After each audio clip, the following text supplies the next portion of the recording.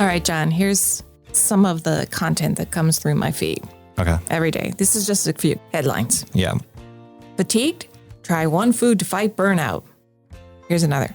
What the longest living people in the world drink every day for healthy aging. Would you click on those? No. What? But those don't appeal to me. Those aren't in my algorithm. Oh. Well, I subscribe to a lot of healthy eating blogs and content, and some of it's really, really good. But even Harvard Review sends clickbait stuff like this. So today we're talking about food as medicine. Welcome to the Healthy You Podcast. Can we start over? Yeah. All right. All right, here we go. Welcome to the Healthy You Podcast from NorthShore University Health System, where we explore trending topics in healthcare. I'm Carolyn Starks. And I'm Jon Hillenbrand. And with us today is Dr. Geeta Maker-Clark. She is the Director of Integrative Nutrition and Advocacy at NorthShore University Health System. Also the Director of Food is Power program in Inglewood. Co-Director of the Culinary Medicine Curriculum. And Chair and Founder of the Food as a Medicine Annual Symposium at the Chicago Botanic Garden. There's so much more. I'm just hitting some of the highlights, but welcome to the program, Geeta. Welcome. Thanks for having me. So, we mentioned earlier today that we're going to be talking about food as medicine. So how would you define that? Yeah, so I think about food as medicine less of a definition and really more of a practice, that's built on time-honored knowledge that food plays a vital and important role in health and wellness and disease prevention and management.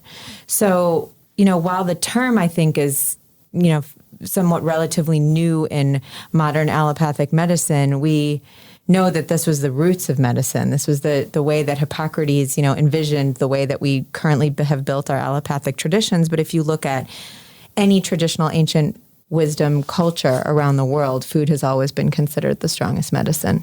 I think some of the problems that I see, earlier in the introduction of this program, I mentioned some of the headlines that come through my content feed. So one of them is fatigued, try one food to fight burnout. Another one is what the longest living people in the world drink every day for healthy aging. So, that old adage, like if something sounds too good to be true, it probably is too good to be true. So, with all the content that comes through, and it's very clickbaitish, how do we incorporate these foods into our lives, but realistically, and not think that, one food is going to change a health problem? Or can it? I don't know. I guess I'm asking. Yeah, no, that's a great question. And I think it kind of fits into the paradigm and model that is very intervention based, right? We've kind of moved towards an idea that, like, if I have a problem, there is one solution for it, or maybe there's a tablet or a surgery or one particular intervention that will, remove this issue from my life. Or a drink. Or a drink, or a food, or a specific diet plan, And so, I think that provides a lot of hope in a culture that has become very individualist and sort of consumer driven, of like, there might be something I could buy or something very specific I could do that would take care of this. And I understand why that, that sort of clickbaitish mentality around like, what's the superfood I can eat that will make my joints hurt less is so attractive to people. And yet, what is it, by the way? Yeah, right. So, but since, food is something that you're taking in every day, multiple times a day, right? It's not like a pill you're going to take once a week or just in the morning or at night. And it's a very personal, there's such a personal cultural context to food. It's so much a part of the depth of who we are cellularly, but also on a very like personal, cultural, spiritual level. So when people ask me, and I get asked this a lot, what are the top 3 things you think I should be eating? Or, Right. I'm having problems with my joints, for instance, is there something specific you think I should add? I really kind of I'm always going back to asking, let's talk about what it is that you already are eating, what you enjoy, what you grew up with, what you can prepare at home easily, where you buy your food, What you can afford. And let's start from there, because the truth is there's definitively not one food that is going to change anybody's health. And I actually think the concept of a superfood is sort of a dangerous concept, because all vegetables, all fruits, all colorful plants that grow from the earth have medicinal qualities, and in that sense, they're all superfood. So I really try to move the conversation into looking at food in a much larger lens, and not sort of just narrowing down into if you do this for 3 weeks, you're going to feel Right. better, because first of all, I think it's unrealistic. And secondly, it doesn't really honor the practice of how to have a sustainable lifestyle around food, healthy food. So is it more about adding more of those healthy foods and then maybe mentally feeling good about that in what you're eating, and I'm nourishing my body? Maybe that's the shift, instead of, hey, I ate blueberry, this special, smoothie for 3 weeks now and my bones still hurt. Maybe it's I feel good about nourishing my body. Yeah, I appreciate that you're bringing up the term nourishment, because I actually prefer that so much more to the term nutrition. I think there's something kind of clinical about thinking about food as just like a means to bring nutrition into the body, whereas I think, the term nourishment sort of, implies that there's a feeling around it as well. And I think that piece is really important. How do you feel when you eat a certain something? Not just when you're eating it, but afterwards, right? Because certainly a big bag of French fries can feel pretty fantastic when you're eating it, because it is activating, it's activating some dopamine. It's been crafted in such a way to feel and taste really addictive and strong, elicit a strong emotion in you. But most people are not going to feel so great, an hour to 2 hours later. It's interesting. I know your mom. I am as well. And one of my best feelings is so I have 2 people in the family with autoimmune diseases. So one child and my husband. So nothing makes me feel better than when I make something really nutritional or nourishing, and that they love it. Yeah. They're in college now, but that is the best feeling. It really is. It really hits something deep, when you feel like you're feeding the people that you love in a way that is going to help them, help them lead a better life. Right. And I feel that a lot too. I have 3 teenagers, and it's, when they're out in the world, at that age, kind of eating things that are not all prepared by me. Yeah. Not always making choices that, I'm crazy about. But that feeling of you're coming home and you're getting something really wonderful and nourishing is very satisfying. Yeah. It just feels so great. Yeah.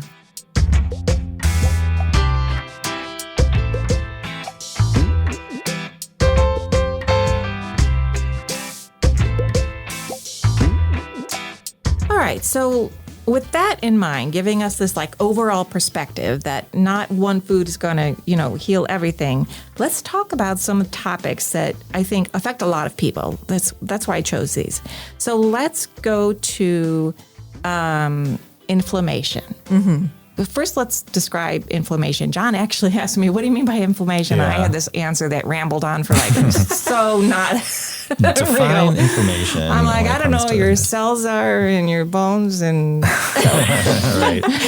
It's true. It's certainly one of those words that we are using a lot more now in, general public speak, and don't necessarily have a great handle on. And certainly the way that it was taught to me in medical school, and I believe is still the definition, is, a response that the body has that is very particular. So on the surface of the body, inflammation is going to look like redness and heat, swelling, and pain. Those are considered the 4 cardinal signs of inflammation, right? And we're all familiar with them. Really important cornerstone of the body's healing response. And it makes a lot of sense. It's how the body's bringing more nourishment and cellular activity and immune activity to the site of an injury or an infection. So, and then when it kind of does its job, it goes away. It goes down. Right? Right. It goes down. So you fall and hit your elbow and it hurts and looks terrible for a couple of days. And then when the healing is really, activated, the inflammation response starts to die down. But when it persists, or when it's actually serving no real purpose and it's insidious and it's internal and you can't see it in the way you can see like a bruised or bumped elbow, that's where it can start to cause lots of problems, for individuals that look like chronic disease. And that is triggered by so many things, I think, in our modern lifestyle. Lack of exercise, certainly stress. There's a genetic predisposition towards inflammation.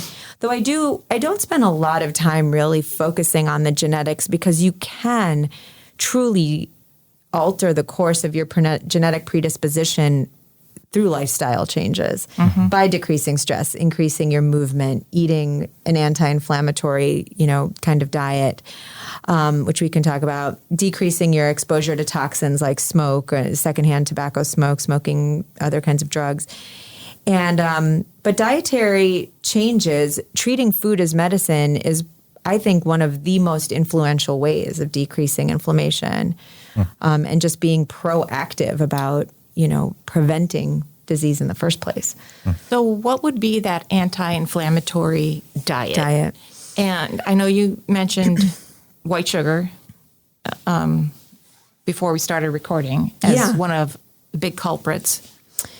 So the idea of an anti-inflammatory diet, actually the term was coined by Dr. Andrew Weil, who is one of my mentors and teachers from the University of Arizona, Tucson, and whose integrative medicine fellowship truly changed the way that I was able to practice medicine. The concept of an anti-inflammatory diet is certainly not, even the word diet sometimes bristles me, because I think people really associate that with weight loss or with, something that you're just going to do for a short term. Right. It's really an anti-inflammatory lifestyle, and in which food is a part. And the idea is really that a more plant-based diet, to be as simple as possible, is the most anti-inflammatory way to eat.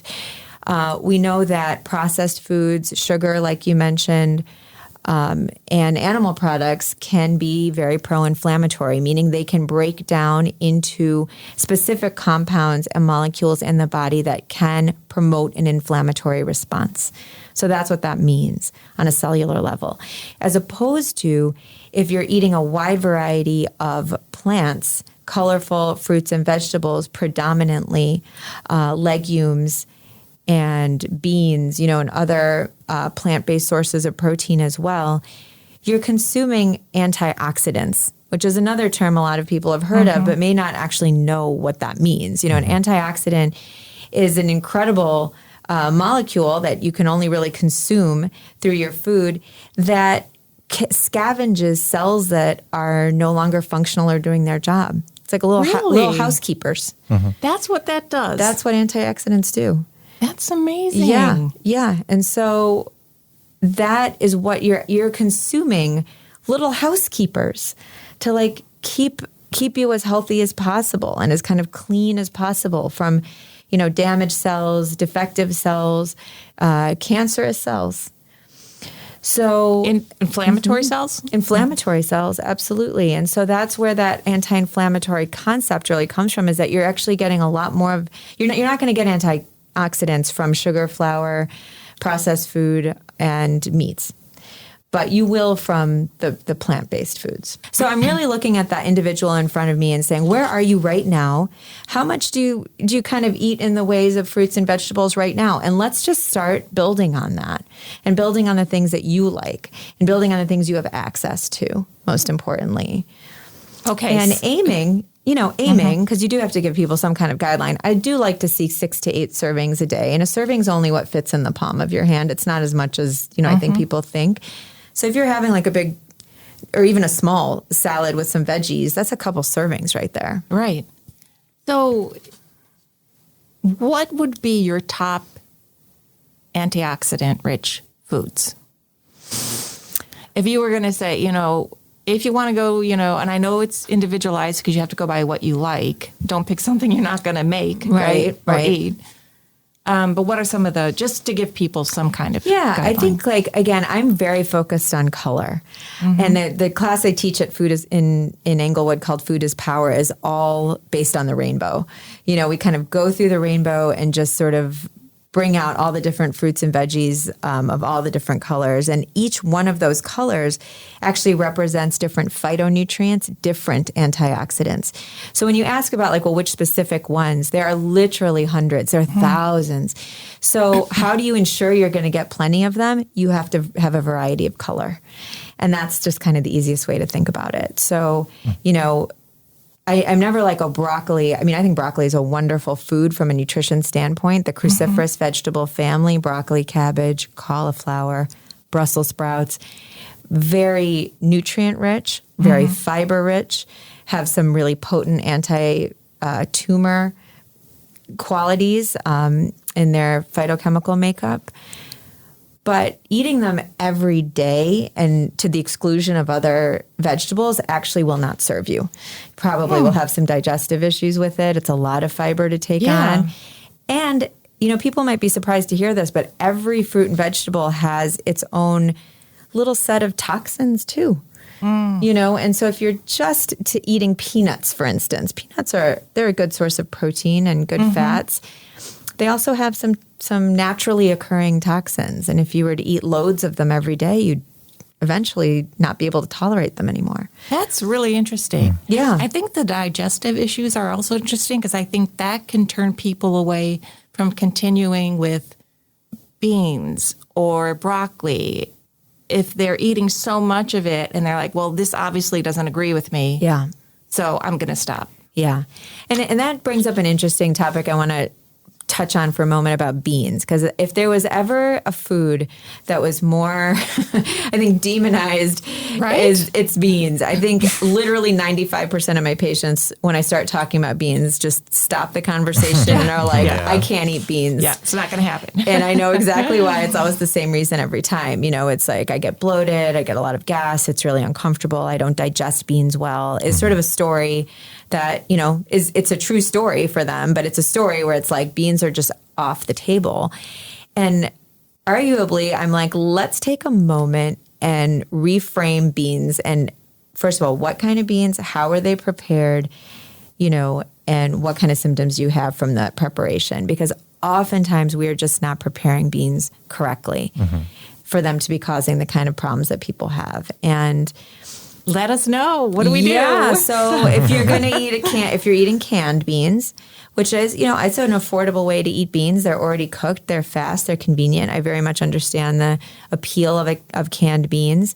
They need to be rinsed multiple times. Really? Multiple times to get all of the carbohydrate that's extruded from the bean and that it's been sitting in for however long that bean has been in the can. Whatever that liquid stuff. Yes, off of the bean. Wow. That is what is bloating you, is the carbohydrate. Fascinating.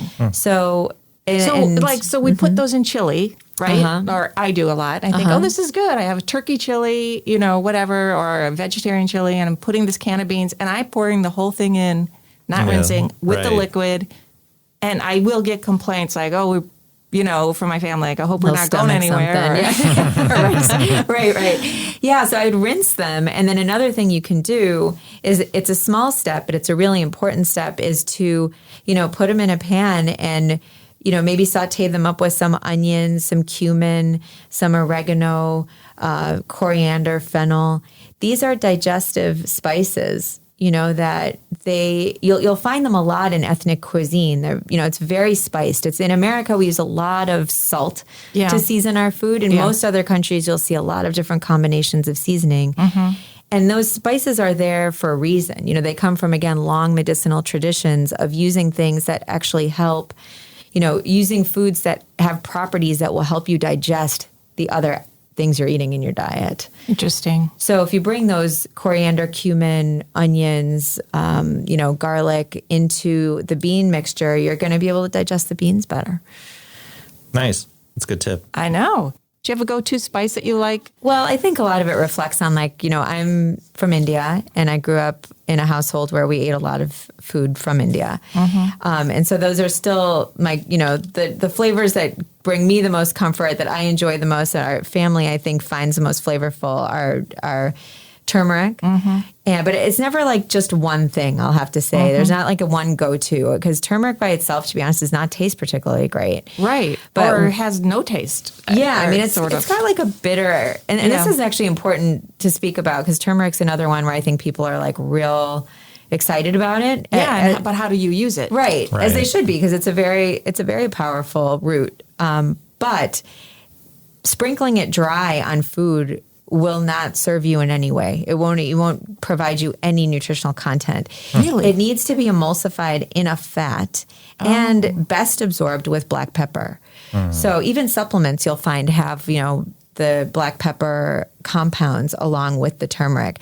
So you've got a little bit of oil in your pan, you add your onions, let's say, and then your garlic, and then your turmeric, and a bit of black pepper, and you emulsify that, and that's how you're going to best absorb the turmeric. And you're going to bring out its flavor, which is a very beautiful, rich flavor, but you won't get that from the dry spice, you know, in the way that if you put that, like the way people put salt on something, you know, you're not going to get that flavor.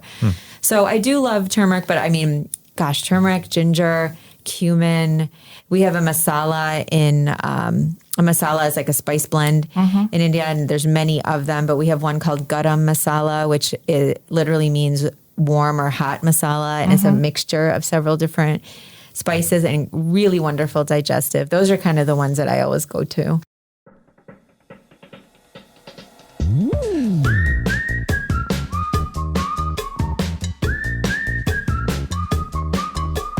Okay. Do you have any questions before we move on to fatigue? I was going to ask about people who are intolerant of certain types of foods. Like you had mentioned onions and stuff, and I really can't eat onions because it kind of like makes me feel terrible. Okay. So what do you say to people who, you know, maybe they just need like a supplement to improve their biota of their guts or something? I mean, what would be your initial reaction to something like that? That's an interesting and very highly individual topic and situation, because there are certainly real food allergies, right? You know, and that is in which case it's very important to eliminate the thing that's, you know, creating inflammation in the gut and in the gut lining. But I do find more often than not, when people come to me and they're saying, you know, it's one thing to say, oh, I can eat most things real well, but I know for sure that like onions really bother me. And I have a lot of patients, however, who a lot of things really bother them, you know, like many foods that they were tolerating before, they no longer can. Right. And then I'm looking at what's going on with the gut, not so much the food, you know, and like, is there gut inflammation here that we can really look at more closely, try to heal, and then, you know, there's going to be a much more expansive list of things that you can consume and enjoy again. Right. So it is pretty individual, you know, with acknowledgement that food allergies exist, and that, you know, sometimes you know your body best, and you know, if like every time I eat this certain thing, you know, it just doesn't suit me, take it out. Right. You know, no one can tell you any different than that. Right. Yeah.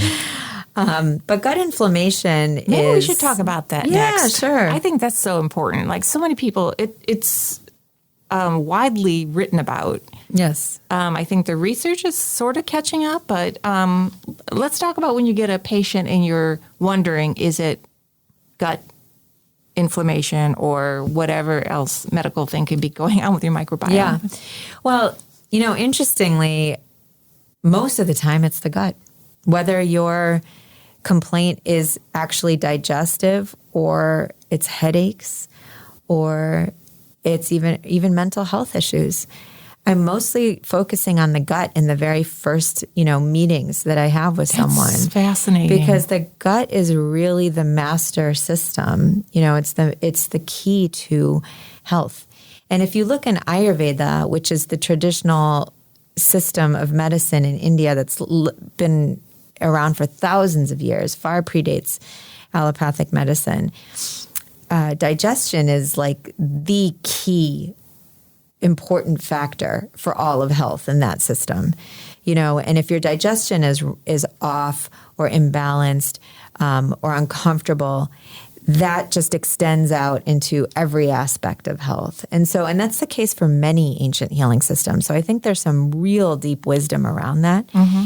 And so I tend to focus on it, right off the bat, regardless of how a person's feeling, whether they're coming in with fatigue, like I said, or headaches or actual gut issues that they attribute to their digestion. That's a focus place. And it's not surprising that the gut is so affected first, because the mind-gut connection is very, very strong. So if you're under a lot of stress, mm-hmm. you are going to manifest issues with your digestion and your gut. Mm-hmm. So does that mean you're producing bad bacteria, more bad bacteria or something? Or Well, it's obviously very complex what's going on in the gut, but basically to simplify it, you've heard of the neurotransmitter serotonin, probably. Mm-hmm. Most of the serotonin in the body is made in the gut. Most of it. Yes. And so if your gut is off, is not working properly, is inflamed, maybe it's from many decades of a poor diet, or a poor diet coupled with stress, or you've got a chronic disease, and your body's under a great deal of stress, and that's contributing mm-hmm. to inflammation at the gut lining. The serotonin's not being produced at the level that it would be otherwise, and that's going to make you feel low. Mm-hmm. Your mood will be low, and then that contributes. And so, I think there's so many pieces wrapped up in the gut, and that mind-gut connection to me is very important, very strong. And I teach people about that quite a bit, because when we're doing breath work, when I'm teaching stress reduction techniques or mind-body techniques, it's not just so that you'll feel calmer and better, but it's also a way to train the gut to be calmer as well. And that term of like, when you get nervous and you're like, I have butterflies in my stomach, or my stomach's hurting, I have to give a talk. Right. Like, that's really real. Like the connection is just that tight. So what do you do when a patient comes in? Take us through your process of these medical puzzles, so to speak, and how you determine what the issue is with the gut. Okay. So let's say, a real common complaint I get is bloating. That's mm-hmm. real common. So men and women? Men and women. And kids. And kids? Okay. Yeah, absolutely. And I see that more and more, actually, I think, over the years. And when I'm meeting with someone, I'm never just like focusing on this one thing, but really kind of trying to get the big picture of who is this person. So when did this begin? When do you really last remember, being able to eat something and not feeling bloated? Or when do you last remember just not having to worry about this at all? And some people can't remember. They're like, oh my God, my whole life I felt like this. Right. And other people be like, oh, it was last year. It was April 20th, 2020. They can just nail it. And family reunion. There were beans there. That's right. Or, but it's really interesting how, people can really there's so much information in the history. It's like the basic thing we learned in medical school, but you need to spend the time to dig in there and see, when did this really begin, and what do you attribute it to, right? So, sometimes it's a big move, or, they moved from one house to another and then started eating, the eating habits changed, or, there was some kind of other big stressor, or like these other folks who might just say, I've just never felt like I had good digestion. Like, I used to miss school even when I was a kid because I had stomach aches all the time. And then I'm diving a little deeper into that and finding, they had stomach aches because of anxiety all the time in school, and kind of pulling that out. So again, a little bit different for each individual. But once we kind of get to this place of saying, okay, well, bloating is the thing that has really brought you in here today, and what can we do about it? Most of the time, bloating is from an imbalance in the microbiome that you just mentioned. And the microbiome is the trillions of cells that inside your gut? Or the trillions of bacteria that live in your gut. Okay. So we have more bacterial DNA in our body than we have our own human DNA. We have pounds and pounds of bacteria living in our gut. It's amazing. Wow. And they're, in a healthy microbiome, it's like a coral reef, everything's kind of just working together and just beautiful. And obviously when things are working, the point is that you're not going to feel anything. You're going to not notice it. Right. Mm-hmm. The only time you're really thinking about your microbiome is when it's not working, right? And you're like, I don't feel very good. So if there's an imbalance, an overgrowth, let's say, of some bacteria that could be more pathogenic, not helpful bacteria, or just an imbalance, that can result in fermentation of the food that you're eating by that bacteria that leads to a lot of gas. So there are many ways in which I might approach this. Again, this may be a mental health issue. It may be from stress and anxiety that has disrupted the microbiome, and that's where we're going to start doing some of the deep focus work. Sometimes we're able to say, okay, it's these particular foods. Let's do an elimination diet. Let's remove gluten and dairy for 6 weeks and see if that helps your symptoms at all. And sometimes it really does. And then that can be all we have to do is say, well, maybe you slowly add things back in and see how you feel. And if the symptoms return, maybe you remove those things, permanently. I was having some digestive issues, and then I took some sort of milk that had like a kefir or something like that. Oh, okay. Yeah, so I took, like a probiotic, and it actually helped. It helped you? Or it was a coincidence. Yeah. Well, what I'll say about that, supplements are tricky. Yeah. And I do use a lot of them, but judiciously and again, very specifically. Right. So when it comes to digestive enzymes, which a lot of patients do come to me taking already or asking about, I think that they can be helpful, again, in specific instances where it may be that your gut is not working at full tilt. And we aren't yet at a place where the healing has, commenced or is completed. And so we need to bring in some helpers. And that's where supplements can be helpful. I certainly have like a cadre of supplements that are supportive in the process of helping someone, get towards a more healthy gut. Occasionally, digestive enzymes will be a part of that. But what I don't like to do is bring in compounds that then give the body the feedback that it doesn't need to be making those things itself. It's like feeding the pigeons, and then the pigeons become dependent on you feeding them. Yeah, to some degree. That's a good analogy. And so they should be used short term for something very specific with a larger plan in mind of when they're not going to be needed. Right. But I certainly don't want someone to be on digestive enzymes for, years because their digestive system then is just going to not, be producing its own enzymes. And kefir is one of your digestive enzymes. Well, now food is a little bit different. I think thinking about food as medicine, I'm going to go to that first before I go to a supplement. So like a kefir is a fermented food, and that's been around, in Eastern Europe for a very long time. There are non-dairy kefirs for people who have issues with dairy. And I think those are wonderful things to bring into the diet. Same with sauerkraut, same with kimchi, same with kombucha. These are all foods that exist in different, cultures and parts of the world because they're very helpful for digestion. And that doesn't mean everybody can tolerate all those things, right? Or should. I wouldn't say kimchi and kombucha and like miso all in one meal. It would be such a great combo. Yeah.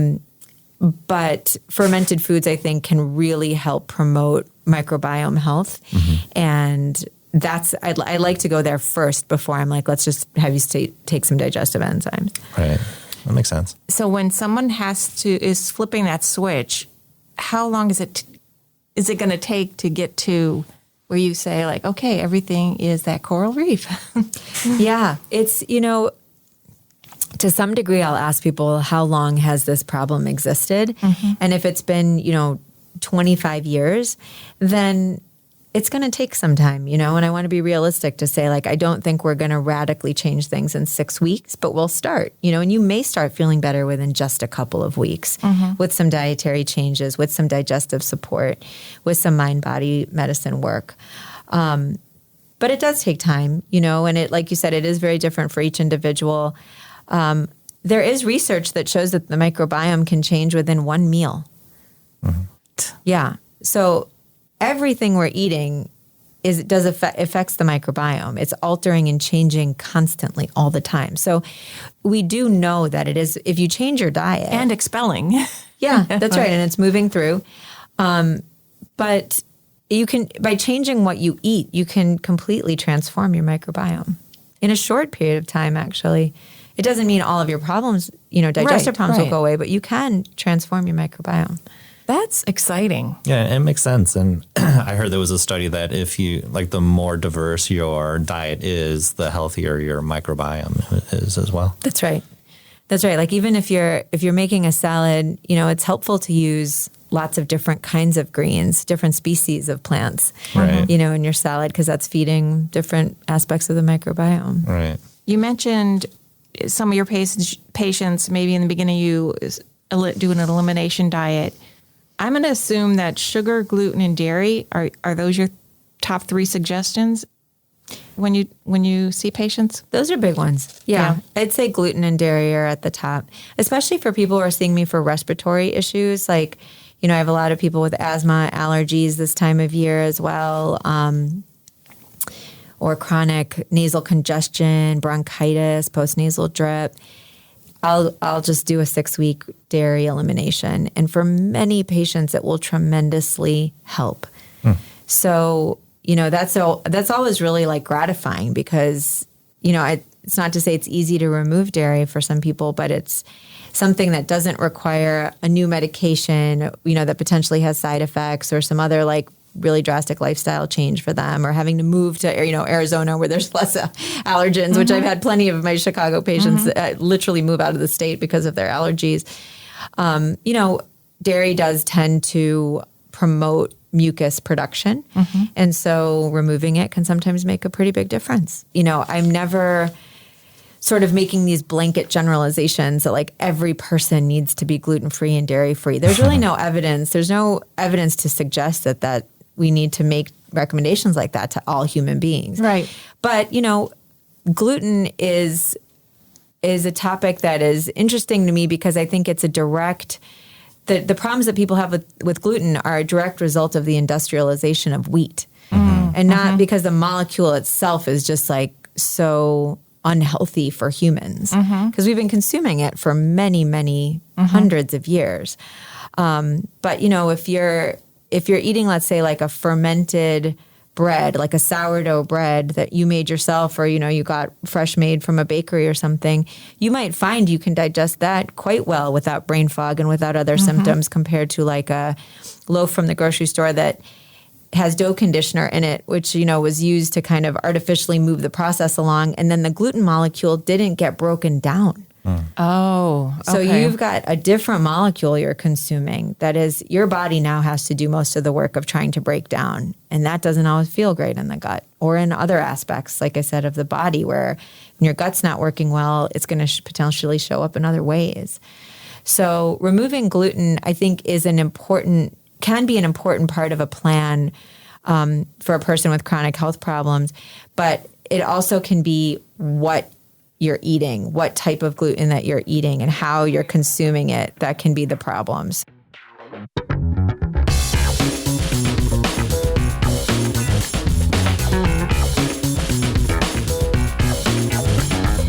What are some of the things that bring you joy? Yeah, thank you for asking that. This practice that I have, this food as medicine practice, this integrative medicine practice, brings me a lot of joy. I love being a healer. I love being able to help people. I really feel like integrative medicine has changed the way that I get to show up for people, and truly has changed the results, that I'm able to work with and partner with patients to achieve. So but I also struggle with like, okay, so I'm helping just sort of like one person at a time when I'm in a clinic setting. And I want to be more impactful, on a larger scale. And how can I do that? And asking that question over the last few years, has resulted in doing some work that also brings me a lot of joy, but it also makes me feel like I'm contributing to the future generations of, medical students and just humans. And two programs that I particularly love and want to shout out is our culinary medicine program at the Pritzker School of Medicine, University of Chicago. I love that program, but explain what it is. It's really special. Dr. Sonia Ayola and I co-direct this program. We started it in 2015. Our hope was to bring nutrition into the medical school curriculum in a way that was innovative, that was fun, that actually talked about food rather than just sort of like nutrients and phytochemicals and kind of like, stick it into maybe a biochemistry lecture or something like that. That's how I learned nutrition in medical school, was just like, this is where you get vitamin B12 from, and this is which part of the gut it gets absorbed by. Yeah. But it was never like, how do you talk to a patient about that, or bring it into their daily life? Daily life, or like, what foods actually prepared in what ways, like these are the real things that matter to people, finding out you're B12 deficient is helpful, but like, what's the next step after that, right? That's what people really need to know. And it's not just taking a B12 supplement. I was going to say, it's not just taking a pill, right?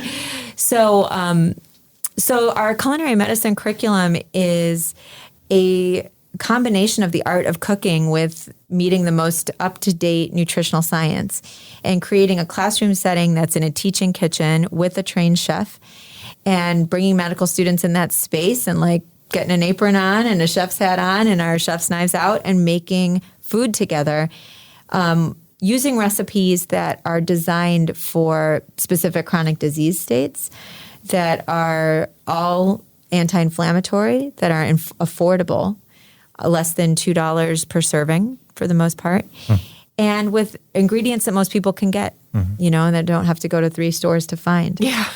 Our population, especially, that's so frustrating. Oh, it's so hard, right? It's so hard. It's so like discouraging when you're like, I'm missing the whatever, when you're in the kitchen.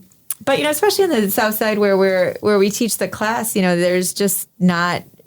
It's not possible for patients to go to a couple grocery stores. Like there may not even be one, right, that has the things that they need. So, we're really mindful of that, and we have been teaching this class for, several years now, like I said, since 2015. So we've graduated like hundreds of medical students who are going out there with culinary medicine training. Some of them enjoy it so much they join us for an 8-week elective, and they get like really in-depth training. Cool. And they're going into all manner of specialties, and it just makes us both so happy to know that there's doctors that are going out with a very different sense of what it means to talk to people about food, but also that they have that food as medicine paradigm, in them. And that's my real goal in life, is that the entire, paradigm of healthcare starts to shift through a different lens. Well, because patients too are educating themselves about food as medicine as well. So if you're coming into a doctor's office with all this knowledge, because patients are really educated now smart and are getting that knowledge, then you have a doctor who's on board with you and can, listen to that part. And that's what all of us want. We want a partner in healthcare. We don't want to just be told what to do or, have to agree with everything that our doctor's saying, even if it doesn't feel right. You want a partner. So I feel like that's what the culinary medicine program is doing, is, training doctors to be that kind of a partner. But then I also felt like, wow, these guys are already, many of them are in their like mid-20s, late 20s, 30s. How can I teach these kinds of concepts much earlier, in life, so that kids are actually starting to get that sensibility that food is a medicine. And so I teach this class I call it Food is Power. Food is Medicine didn't go over that well when I called it that the first couple years in Englewood. I'm at the Montessori School of Englewood, which is a Chicago public school. And, it was interesting. I asked the kids, when you hear the word medicine, what do you think of? And their hands shot up. Pill, shot, being sick, Tastes going bad. to the doctor. Yeah. Right. And I was like, wow, because like for me, medicine is about healing. It's like a really positive word to me. But, the truth is most people, you hear that word, especially kids, and it's just like awful. It just represents all things bad. So the food as medicine, combo wasn't really like hitting it for them. It wasn't hitting in the right place. So I was like, I'm going to change it to food as power and kind of go from that space of like, the more you know, the better decisions you get to make, and we go through the colors of the rainbow and we cook together. Got some wonderful chefs that I work with, and the medical students come and join. And so it's sort of this like fun, multi-generational classroom setting. And I've graduated a bunch of classes of 8th graders as well. And they just, it's remarkable to see the things that they'll eat. Well, you're so passionate about what you're doing and believe in it. 1,000%. Do you have a dramatic personal health story turnaround or no? Or is it more seeing, your patients, or I wonder if there is a backstory there? Yeah, well, it's interesting. Like I said, I grew up in an Indian household. I certainly took for granted, like most kids and teenagers, that I was getting really delicious, beautiful, medicinal home-cooked food every day. But it's certainly like developed, I think, an appreciation of what good food tastes like and what home-cooked food tastes like. But I wasn't a particularly interested in nutrition or a healthy, good eater in high school, college, medical school, for sure not. I mean, that was just probably the lowest my health ever. Right. You're just trying to survive. Yeah, I was really just trying to survive. I had a lot of health problems in medical school, mostly musculoskeletal stuff, and some that even required some, pretty serious interventions. And it was just hustle, and then I went straight into residency and did an OB fellowship where I was on call like every third night and delivering like at least 10 babies in a 24-hour period. And I was pregnant during that time and just like hustling. And then I had, it was really when I had my first child. I was 30 years old. I was finishing a majorly long run of hustling from like high school till residency ended. And all of a sudden I had this little girl who could only eat the things I gave her. Like there was another human being dependent on me, and everything changed. I mean, I was at that point trying to take good care of myself, but I was like, I need to take extraordinary care of this person. And I just really was like completely focused on my health and hers. And that was kind of like the impetus of changing the way I practice medicine, doing the Integrative Medicine Fellowship, really reconnecting with my strong history with food from growing up in my household and wanting to learn more about it. And and it's, been almost 20 years now since that. So just kept growing on that. But I do think, we all do have our stories. Like even if you've grown up like remarkably healthy household and, with all the resources, it does take some real effort to care for oneself. And I do think all people deserve that. I'm so glad I heard your backstory because I never heard that before. And it puts everything into so much deeper meaning. Like it adds another layer of how much you can relate also to your patients and people out there. Nice. But thank you so much for being here. Is there anything else I guess we should probably I think we covered a lot. I know. I could probably stay here for another I feel like we could just keep chatting here with the mics on. We need to have you on again. And well, one of the questions I always ask is if someone wants to learn more about the programs that you're involved with, what's a good place to find out some more information? I would say my website, drgeetamaker-clark.com. Great. And I'm on Instagram. Yeah. I don't know if you want to know. What's your Instagram? My Instagram handle is Food Plants Dance Doc. Nice. Food Plants Dance Doc. All That'll be the next episode, dance. Oh, I'd love to talk about that. Yeah, there's a lot to say about dance as medicine. Stay tuned for that. Yeah, so thank you again, once again. We're so glad you were here, and enjoy the rest of your day and the week. And I hope when people listen to this really gets them inspiration, to make whatever change is possible. I hope so. Thanks so much for having me. Yeah, thanks for being here. If you have any topics that you'd like us to discuss, email us at publicrelations@northshore.org, and we'll be happy to get to those topics for you. You can also follow us on social media at North Shore Web on Instagram, Twitter, or Facebook. And see you next time.